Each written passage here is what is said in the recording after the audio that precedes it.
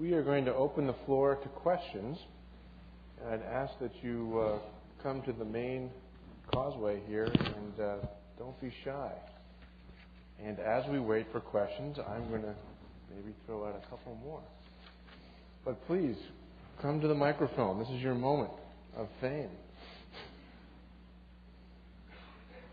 Good evening. Is this on? I guess my question is for either one of you. As the U.S. works in the world promoting its brand of democracy and its ideas of religious freedom, how can the U.S. government better communicate the idea of freedom of religion as respect rather than tolerance? Can I say something real quick? That was perfect. This is the model for all questions. Short, succinct, sweet. We don't have to execute tough love. So please keep that pattern. Well, I think it's a little bit, it tags on to what you just said, Bob. I think that the important part is for us to understand that as a country, we are not trying to make everybody just like us, except in terms of our respect for for multiple choices in terms of how people fulfill their obligations to God. And I think that means that, in fact, we have to learn more and we have to respect other people's religions. Now, you may not like this because I think it's clear we have a few different views, but and some of it has to do with the way that recently America's role has been described, because it goes to this. And if I might, I don't normally read from my own book, but I summarize this, and it has something to do also with the point that you made, Bob, about how our country is viewed these days, and this has a response to it. Ours is a country of abundant resources, momentous accomplishments, and unique capabilities. We have a responsibility to lead, but as we fulfill that obligation, we should bear in mind the distinction pointed out by John Adams. Liberty, at least in the sense of free will, is God's gift, not ours. It is also morally neutral. It may be used for any purpose, whether good or ill. Democracy, by contrast, is a human creation. Its purpose is to see that liberty is directed into channels that respect the rights of all. As the world's most powerful democracy, America should help others who desire help to establish and strengthen free institutions, but in so doing we should remember that promoting democracy is a policy, not a mission, and policies must be tested on the hard ground of diplomacy, practical politics, and respect for international norms.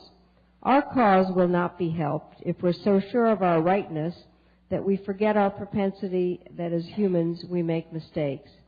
Though America may be exceptional, we cannot demand that exceptions be made for us. We're not above the law, nor do we have a divine calling to spread democracy any more than we have a national mission to spread Christianity. We have, in short, the right to ask, but never to insist or blithely assume that God bless America.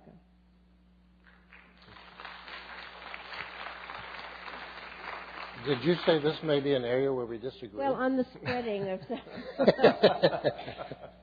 No, I agree with that 100%. I think where we make a mistake in this country is when we put together 5-year plans for the rest of the world. Well, it's taken us over 220 years to get to our present level of imperfection. I mean, it bothers me for this Congress, to call the assemblage, the political assemblage in Baghdad dysfunctional. I mean, think about it. 16% approval rating. One of the greatest threats to our democracy. The fact that we have a political system that doesn't work, but doesn't hold us back from commenting on somebody else's. So, yeah, I think a lot of this can change if people just realize how triumphal. I mean, I like to use the phrase, the last great superpower. I probably should stop doing that because it's kind of like the exceptional nation or the indispensable. But indispensable does not mean a I lot. know, it means good things. But we use those things, and sometimes they come across as top-down, jamming it down somebody's throat. We have it, you need it, look out world, here we come. We get this language in Washington. You know, when we did the International Religious Freedom Act, there was a huge fight in terms of whether that act was going to be to promote religious freedom or to punish people who didn't subscribe to the way we articulated religious freedom in the world. And we had people standing up and beating their chest, and we had the biggest testosterone war ever going on inside the Beltway. And by darn it, it worked. And some people got their way more than they should have.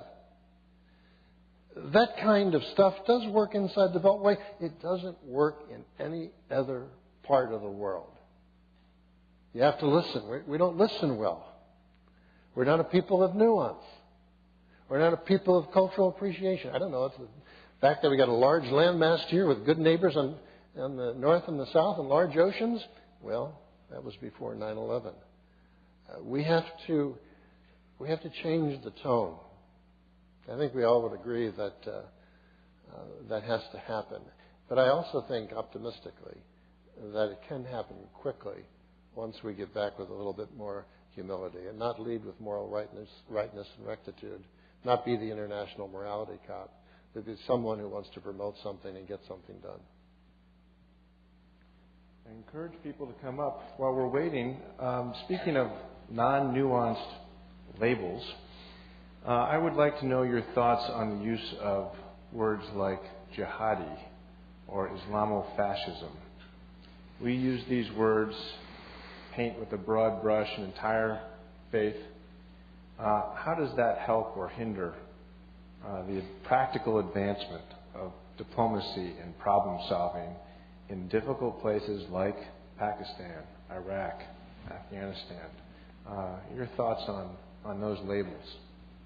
Well, I have to say, one of the issues always for any public figure that people forget is that there are multiple audiences. And so you have any political leader, public leader, or even somebody in an American church or temple use words in order to gather support for fighting the 9/11 people.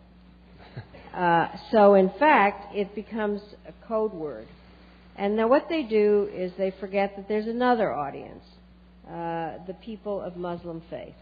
And so the words have terrible connotations. Islam is a religion. Not everybody that practices Islam, just attaching it to fascist is an insult. It's like saying, you know, when the Ku Klux Klan says they're Christians, they don't represent Christianity. The appropriate word are Al-Qaeda and its allies who murder people. But that's a little long when you're trying to get people focused. So there are all these words that are used instead. Jihad, for anybody that really knows it, also doesn't work because there are two kinds of jihad. One is an inner struggle, that is the great one, where people are seeking their own answers to religion, and then there is the spreading of the religion. But neither of those indicates that you're murdering people, so it's an inappropriate term. We sometimes talk about political Muslims, so that we don't like them. Well, why would we not? Do we just like non-political Muslims? So I think that we have to be very careful about the words we're using, just as other people are insulted when somebody calls them an evangelical or a fundamentalist. I think we have to be very, very careful with the labels and realize that they're different audiences, and none of those fit. And what the people are murderers.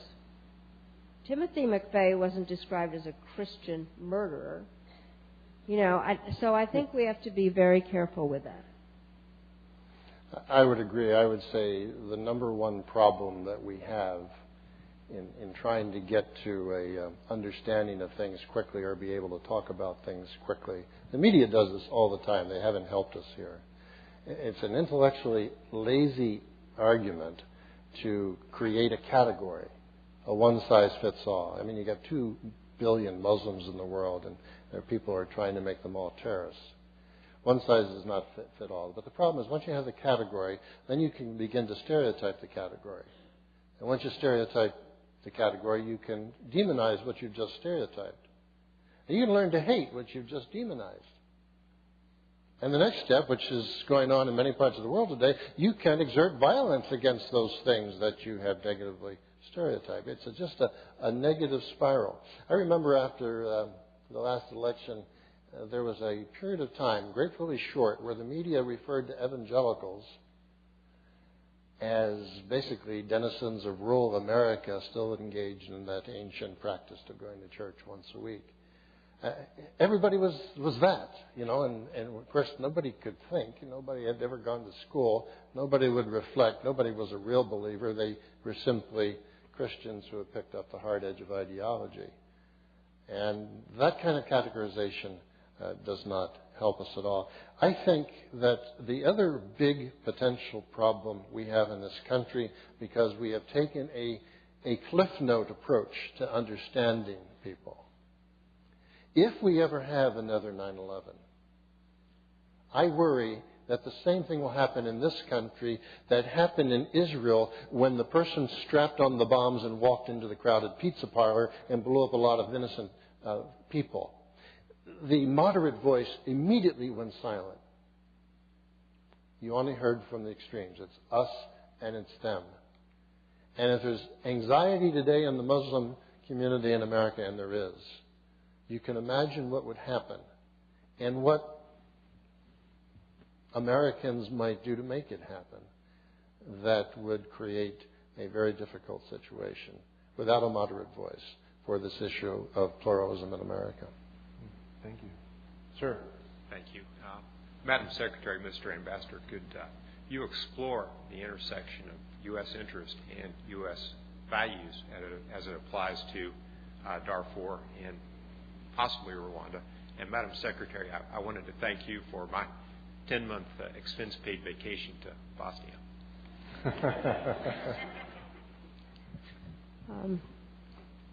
I think that Rwanda was probably one of the hardest, something I dealt with, and the application of that was a very difficult one.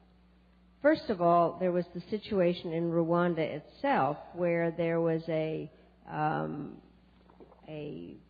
whole way of using religion negatively. And I think that we need to understand that there are times when religion is used in a bad and negative way. And there, it was the Catholic Church that became culpable also in terms of the way that the Hutus murdered genocidally the Tutsis. And we were talking about this earlier. The churches actually became the killing fields as people came in for protection and then they were murdered.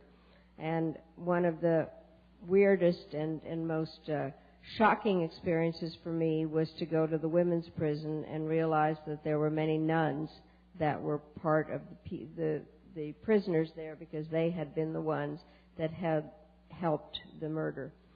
I think it was very hard because one felt as a functioning leader of whatever religion, American, that we should have been doing something in terms of trying to save those people, and yet some of the interests that came together, we had lost people in Somalia, we had troops in Bosnia, we were trying to figure out what to do with Haiti, and physically, you talk about the bureaucracy, it was hard to get anybody there, but it certainly weighs heavy on any human being's soul that you're not able to do something about it.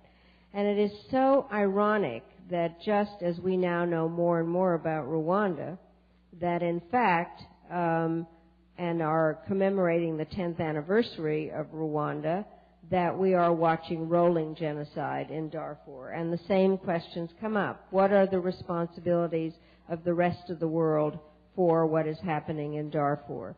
And do we, and this is the issue, do we sacrifice other people's lives in order to save those in Darfur? This is the question. Bosnia. I think you have some different thoughts about Kosovo than I do. To what extent do you decide that you need to use force of some kind in order to save other people. And I think that is the hardest decision, when you know that you may lose people over trying to save a larger number, or when, as a practical politician, you run into the problem of somebody else's sovereignty. Can you march into a country in order to help other people? It's one of the major issues of our time. What do you do? What kind of tool do you use to save those people? Do you care enough about your own sovereignty? Are you willing to give some up in order to save people in another country, which means that you are trying to rob that country of sovereignty? So those are the big issues. I happen to believe that there is a new concept in globalization, and that is the responsibility to protect. And if a country cannot protect its people, whether it's religious freedom or genocide for some other reason, then we as an international community now do have a responsibility to protect and go in there. And therefore you have to give up some sovereignty in order to do that country. So, but these are the really, really difficult moral questions. And how do you feel about sacrificing soldiers from other countries in order to go in and rescue the poor people that are being genocidally murdered? I mean, it's the question in Iraq. It is the issue. To what extent is one life worth more than somebody else's? And that's the very hard part. Next question. I just found out we disagreed on Kosovo. I've been fretting over that one, but if that comes up again, maybe I'll speak up. I wanted to ask you if you could detail a little bit more about how the idea of respect for religious pluralism works with secularization. That is, historically, one of the ways that respect for religious pluralism has worked is by saying that religion is simply a private matter and that the state is not going to be involved. But I think there's an argument to be made that the current religious resurgence, both in the United States and elsewhere, is the result of contesting where that border is between religion and politics, about insisting that religious claims should be political claims as well. And so I wonder if you can help us think through how we might adjudicate, saying, when can you make religious claims to the state? When can you say this, say in terms of cultural values, this is something that it's important that our religious commitments be recognized by the state. And when do you say no? In the value of religious pluralism, we're going to go for secularization, because in this spirit of, letting all contest. The wise thing for me to do would be to ask you to define secular, because it does come through. You don't have to, because it comes through differently when it's used differently. I don't think Jacques Chirac uses it quite the same way as we've used it in this country. By the way, I think that Jacques Chirac absolutized secularism. I mean, he has a very succinct quote that says, "Secularism is not an option." So it's basically a question of methodology. What they did in France was to remove the offense. And if you're offended by headgear, well, we're going to tell you can't wear headgear. The hijab. If you're offended by this kind of display of religiosity in a town, we're going to shut it out. It's interesting that people in this country have also taken that approach. If you don't like Christmas trees in the Seattle airport, remove them. If you don't like the Wren Cross at William & Mary, take it out. The problem with that as a methodology, there's no end game. You keep removing offense and offense and offense and offense, and one day we wake up and it's no longer a pluralistic America where we can celebrate the richness of this collective religiosity, totality of spirituality, but we've had it all, and now we have France. Now they're going to change that, I'm sure, in the years, in the post-Chirac years, but I mean that's the direction that methodology takes you. If, on the other hand, you push respect through understanding and knowledge. I mean, you can't have respect without it. Pew folks did a poll that said, we don't know any more about Islam today than we did before 9/11. If I'm part of the 2 billion Muslims in the world, I think you don't respect me because you haven't taken the time to know who I am. You don't know any more about me today than you did then. That's scary. If we learn how to respect through the educational initiatives of creation of knowledge and understanding, the preoccupation with offense, the paranoia attached to offense will be ratcheted down. I think you have two very different methodologies, and the optimist is going to choose one and the pessimist is going to choose the other. And I would say we have to be very, very careful of continually pushing, covering up, not allowing religion in the public square.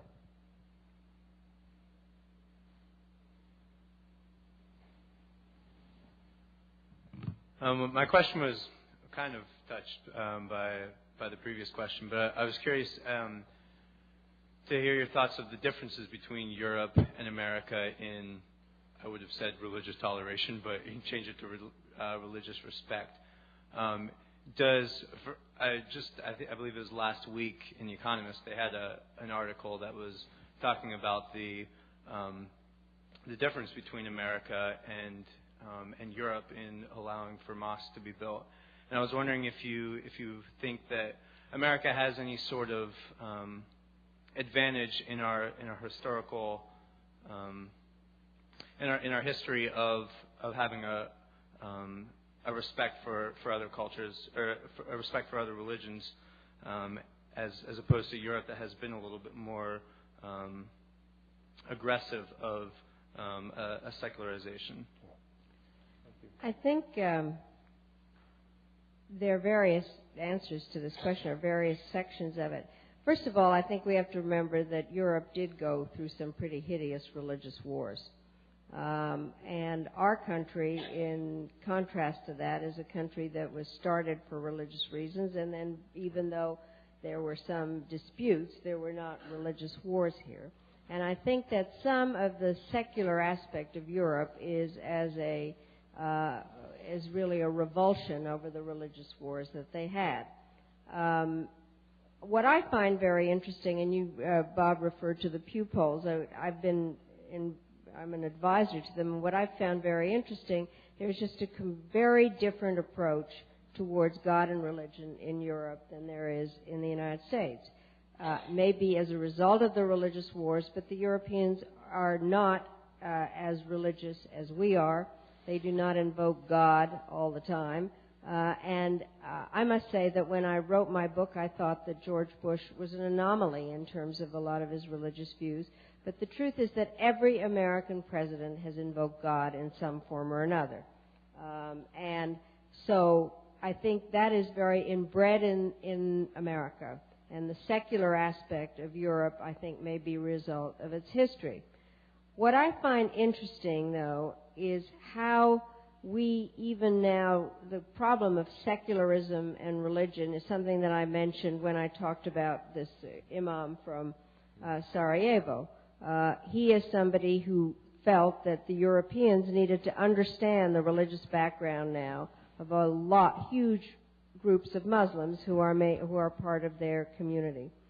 I created a group which grows by virtue of what it is, former foreign ministers. And we were talking about, and I was trying out actually my theory, one of the questions about the role of religion in diplomacy. And they think I'm crazy. They basically, most of them, don't believe in God. It's very interesting. These are people high in their government who are basically atheists. So we have a different approach on that.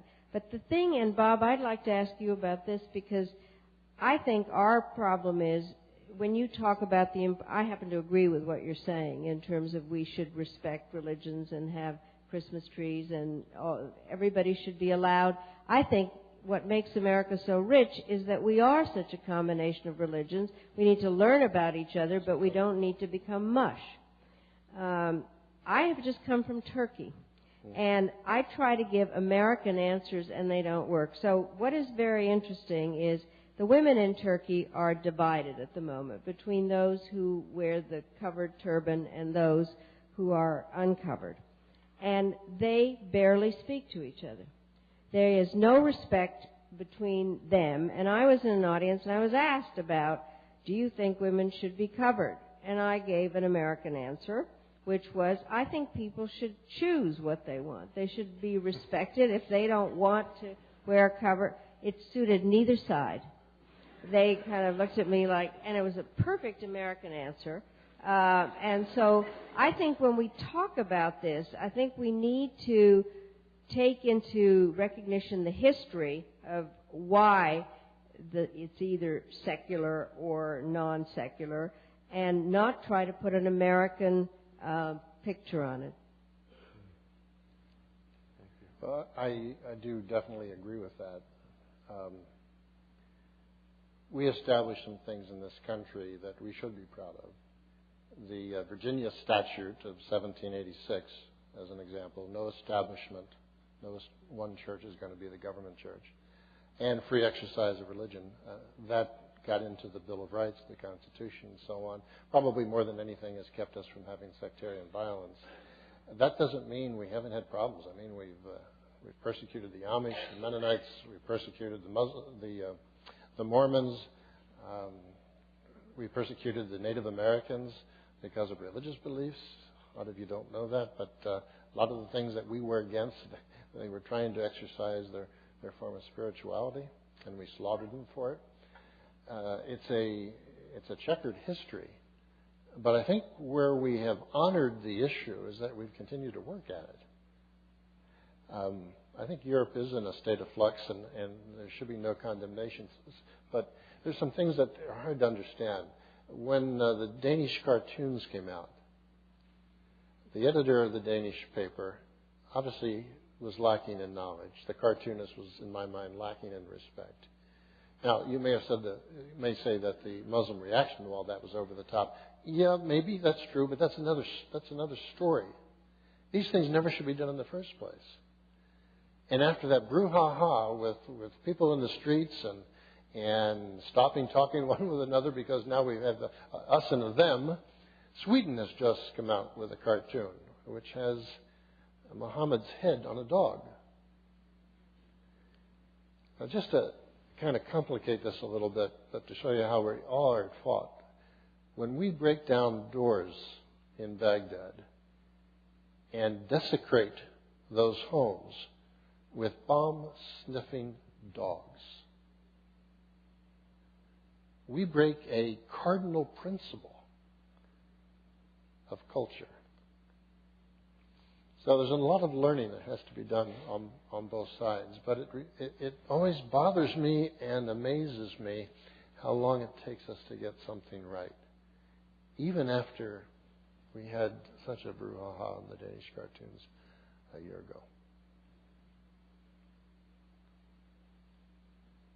Good evening. My question is specifically for Secretary Madeleine Albright. I'm also a graduate from Wellesley College, and thanks to women like you, I grew up in a generation where there were no ceilings and no cants, and that we were able to do our try for what we wanted to do in the future.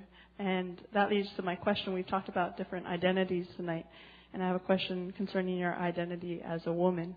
And what role did your identity as a woman play in your interactions with people or countries whose cultural or religious beliefs and identities did not encourage or even allow women to have a voiced identity or a role of leadership?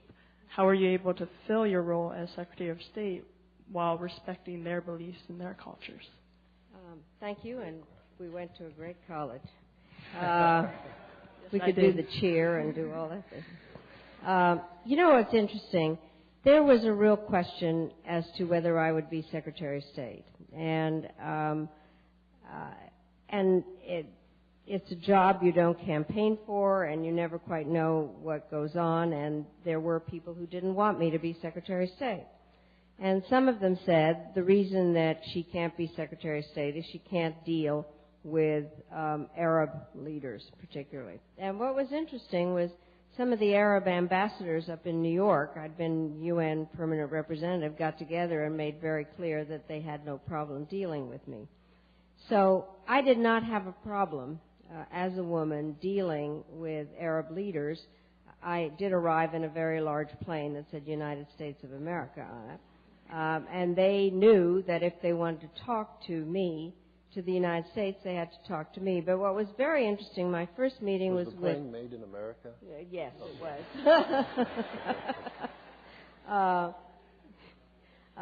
When I met with the Gulf Cooperation Council, that was kind of the first group I met with, and we all sat together, and I thanked them very much for being so kind and hospitable to me, and that maybe they noticed I wasn't dressed the same way as my predecessors, and the next time we would talk about women's rights.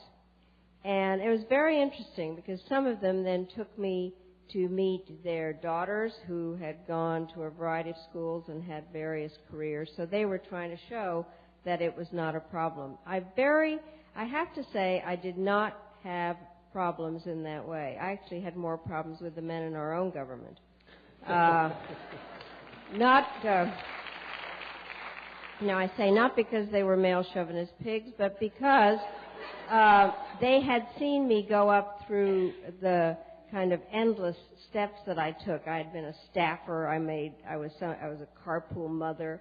I knew their wives. I'd made a lot of copy and Xeroxed, and I'd slowly gone up the ladder, and they thought, how did Madeleine get to be Secretary of State? What is interesting is I look at what times there actually was something where there was a conflict, and the only one was, and it was an interesting one, was at when King Hussein of Jordan died. And he had become a friend of mine, and I didn't know whether to go to the funeral or not because they had decided that there would be no women at the funeral. And I did not actually want to go and sit with the spouses. If I was going, I was going to go as representing the United States. And I didn't go. So that was the only kind of visible one. But I did not have problems. I never, however, stopped talking about the fact that women's rights were important and getting women included more was important, something that I still do. But it also requires an understanding of how the women in those countries feel. And just to continue this, I am admitting many mistakes. That's actually humility. What was interesting was that recently I had been, as a private citizen, invited to go to a conference in Jeddah, Saudi Arabia. And I was asked whether I wanted to have dinner with the women or did I want to have dinner with the heads of states and the foreign ministers and things. And always kind of thinking, well, I would have to be treated like, somebody that was Secretary of State of the United States. I'll eat with the leaders. It was the wrong thing to do. The women were insulted, and I should have been with the women. So part of it is trying to figure out what exactly is the right response, because we don't fully understand how the roles play out, what roles we should play. But specifically to your question, I actually did not have that much trouble.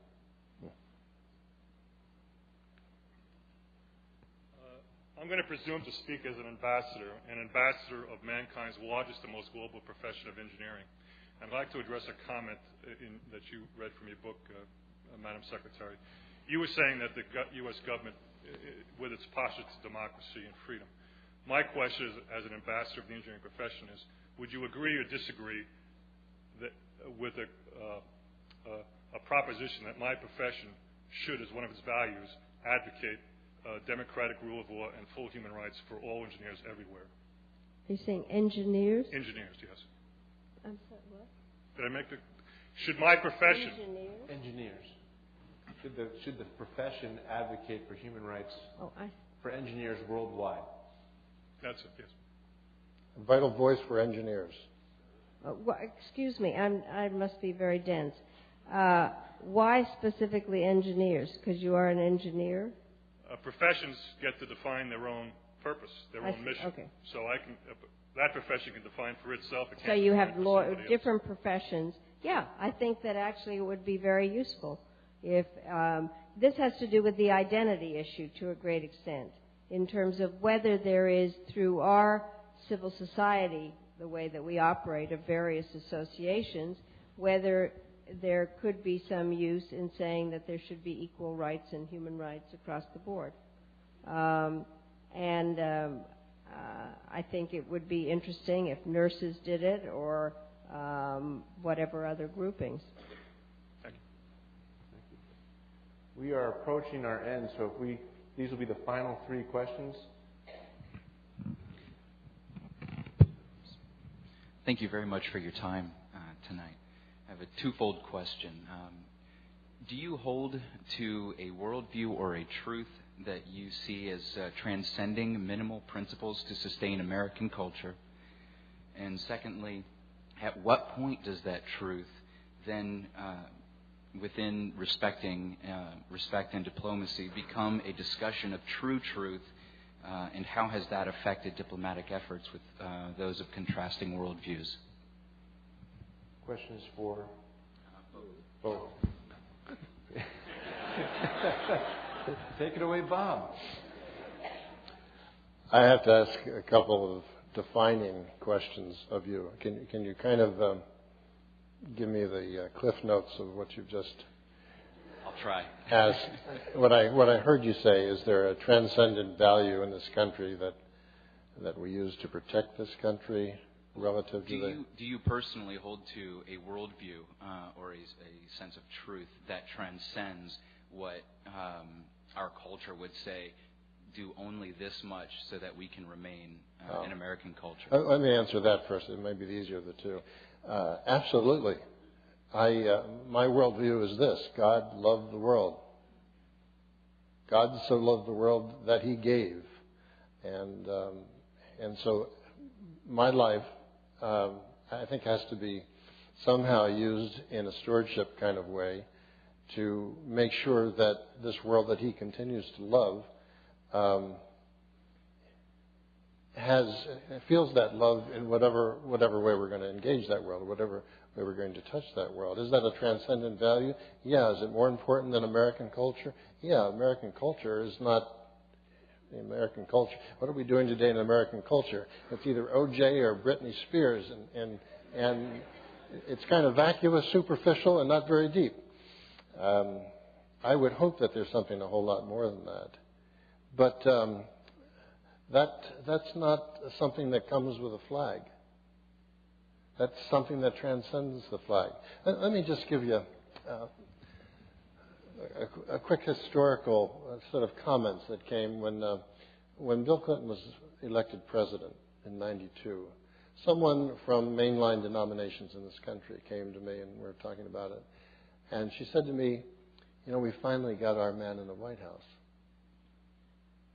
And then when George Bush in 2001, someone from the other side of the aisle, or the other side of the theological aisle, came and said, we finally got our man in the White House. And I thought, the irony of it all. I mean, we're a bunch of folks who feel our Father who art in heaven. Why in the world would we stop with a self-imposed glass ceiling where our faith would pick up the hard edge of ideology and move irresistibly with a gravitational tug towards power? I mean, the last 20 years we have politicized religion in this country to the detriment of both, to the point where our faith is no longer attractive. So, should Christian values, religious values, spiritual values get to a place where they transcend?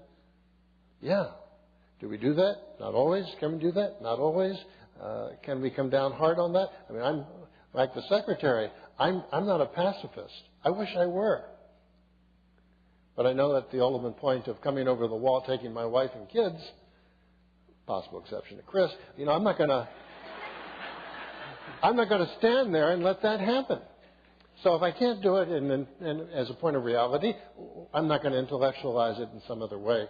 But I would hope that we all have, and this gets back to identities and citizenships. I mean, the Apostle Paul used the fact that he was a Roman citizen to save his skin a couple times. He never forgot what his kingdom citizenship meant, and never put it in a subservient position. He would rather die first. And by the way, that's the whole story of Christ on the cross. There's an identity. Are you really who you say you are? And he'd rather die than to give up that identity. These are the transcendent things that take us a little bit higher than simply the citizenships we enjoy in a country like this. I think when American values are similar to transcendent values, i.e. respect for the individual, which I think is basic in terms of God's law, then I think then there doesn't become a question. But I do think that we need to ask ourselves which of our values actually have some correlation with the transcendent values. And that's where, for instance, my point, we are an exceptional country, I believe it, but we can't ask that exceptions be made for us. Well said. For the last two questions, I want to ask that you both, one after the other, and then let our distinguished guest respond to both of them as we close out our time. Okay. This question probably follows really closely with that one, actually. The Bible pretty clearly says as Christians we're to go to the ends of the earth and tell them of the gospel. We're to be diplomats. And it follows that by pretty clearly saying if they believe and are baptized, they'll be saved. If they don't, they will be condemned. How do we diplomatically carry that message to the world that is so clear-cut?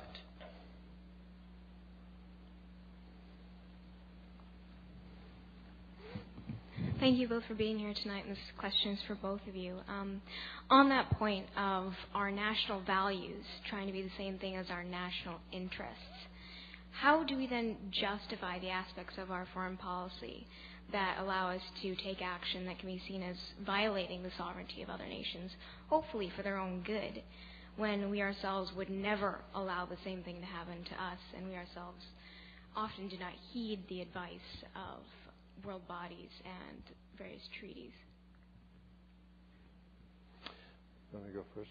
Well, let me just say that that's exactly the point I was making, is if we are going to be the ones that help to create some kind of international norms because of who we are, then we can't violate the treaties.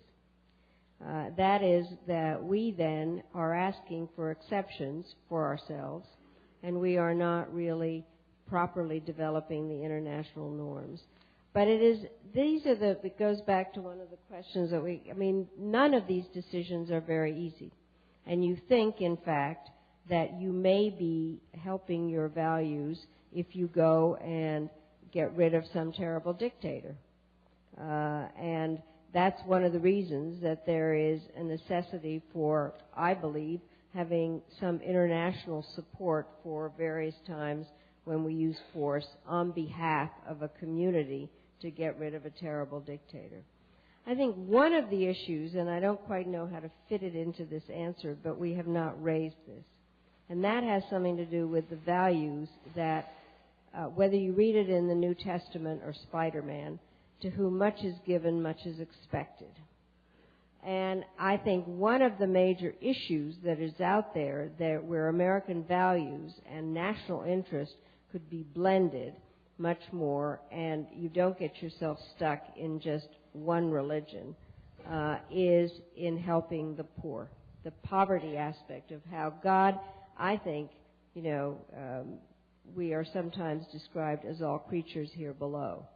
That there is a commonality in that, and that is where the translation of whether you're a Christian or a Muslim or a Jew really allows you to fulfill God's work in a way that helps other people. A quick response to both questions. When Jesus sent people to the ends of the world, he sent them out with the following admonition: I want you to be as innocent as a dove, and I want you to be as shrewd as a snake. What I see in our world today is a lot of people who are really innocent as a dove. And they have that sensitivity, they have that call, they have that motivation. When it comes to shrewdness, pragmatism, when it comes to being streetwise, commonsensical, we've just seen what's happened to South Korea, sending missionaries to Afghanistan in the middle of a war zone. God has not called us to be stupid. Now, why would they do something like that? This is where we have to be humble. A couple of years ago, and by the way, the extension of that situation, a couple of people died. Ransom apparently was paid. You have the anomaly of a sovereign country negotiating with a non-state actor that didn't even control the entire country, the Taliban. And you violated a basic core of the Universal Declaration and every covenant that comes after that, namely the ability to advertise your faith and to talk about your faith and to change your faith. So an awful lot of things got thrown under the truck there because they were not innocent as doves. No, they were. But they did not have a shrewd bone in their body. A couple of years ago, when the Afghani war really broke out, there were the two Americans, if you remember, Heather Mercer, Dana Curry. And from a missiology point of view, they broke every rule in the book. Now, no one questions their motivation. No one questions their instincts towards sensitivity and their wanting to be faithful to the Word. But it wasn't an incarnational kind of an evangelism. It was an American-based evangelism. Why in the world would the South Koreans make the same mistake that we made? I'm obviously making the assumption that what they did, they could have done a whole lot better. Countries tend to evangelize in the way that they've been evangelized. South Korea is making some of the same mistakes we made 50 years ago. Philippines, the same way, because they were countries that American missionary movements went and evangelized them. We don't have time tonight, but have to get into this concept of what the gospel is and what the methodology of presentation is. I think that what Jesus taught us was an incarnational kind of methodology. Chris, in a secular world, calls it relational diplomacy. I think it's incarnational diplomacy. But he went to people, and his work spoke. This Monday morning became Sunday, and there wasn't a gap between them.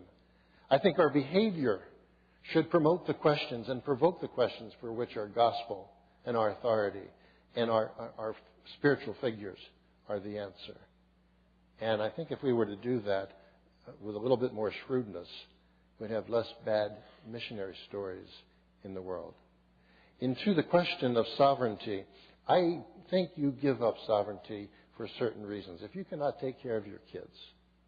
When we went into Somalia in 1991, I think it was, 75% of the children under 5 were starving to death. And there was a war going on, and there was a famine going on, and those twin terrible occurrences were just wiping out kids. I think you sacrifice sovereignty at that point. And the same thing did happen in Kosovo. There were people being chewed up on the ground.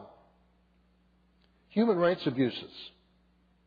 And it's not one sovereign country going into another. It's one sovereign country seeing that another sovereign country had to give up its sovereignty because it couldn't take care of its people in terms of human rights norms.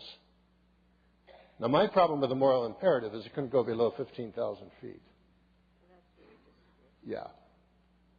Our pilots couldn't go below 15,000 feet. We took ground troops off the table, and our Apache helicopters never got up in the air. So there was a limit. And I realize this is a complex thing. But my point is this. The sovereignty of a country demands from that country its ability and its interest in doing certain things. I had no use for a government in Khartoum, Sudan, who say we're a sovereign country. You've had 20 years to fix this. You've had millions and billions of dollars. You've got oil revenues. There's all kinds of ways you can make this thing go away. You are forfeiting sovereignty if you allow 250,000 people to starve to death.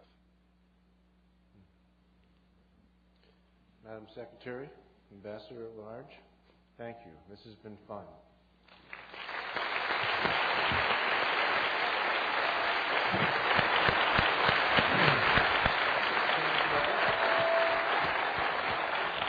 Is that okay?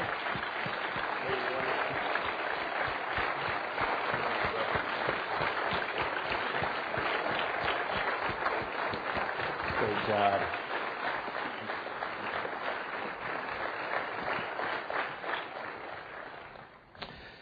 Well, what a fascinating conversation. I hope it's raised lots of questions. I hope that the conversation will continue tonight and tomorrow. It's been a delight to be able to host all of you this evening. Particularly, I want to say it's been a delight for me to have some students from my alma mater, Anderson University School of Theology, that are here as well. If you want more information about upcoming events for the Great Room Lecture Series, or if you want some general information about Fairfax Community Church, you can go to our website at www.fairfax.cc. Now, about tomorrow, let me give you just a little bit of information. One, we encourage you to keep your program, particularly if you've made notes in that. Bring your program back tomorrow. And your name tag. It's important that you bring that tomorrow for entrance into the event.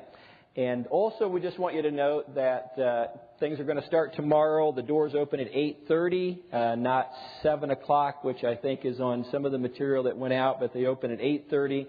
We'll be serving breakfast until 9 o'clock, until the event starts. You won't want to miss this tomorrow. There's going to be 2 great conversations about Islam and about humanitarianism, and plus you'll have a chance to network with some like-minded folks over lunch. We want to welcome you to hang around after the event for coffee and dessert. Secretary Albright and Ambassador Seipel will be signing their books. We have a few other books that will be out there that you may enjoy as well.